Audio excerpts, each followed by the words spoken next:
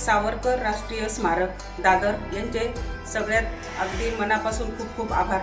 त्यांनी मला ही जी वाटचाल करण्याची जी परवानगी दिली त्याबद्दल खूप मोठे धन्यवाद। आणि खूप मोठे महत्त्वाचे आभार म्हणजे मंजिरी मराठे मॅडम यांचे पण खूप खूप आभार। त्यांनी मला परवानगी दिली।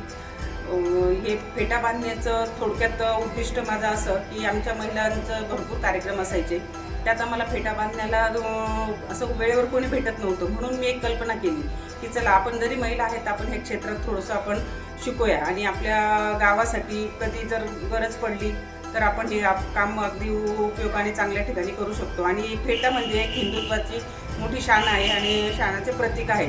तर मी हे शिकल्यानंतर माझ्या मनात सहज आलं की चला आपण याची वाटचाल आपण एक चांगल्या ठिकाणापासून सुरुवात करूया। म्हणून मला सहज अगदी डोक्यात आलं की आपल्या गावात सावरकरांचं एवढं पावित्र्य आणि देशभक्तांचं जन्मस्थान आहे, म्हणून मी अगदी विचार केला की चला आपण सावरकरांनाच एक मानाचा फेटा म्हणून सुरुवातीची वाटचाल करूया।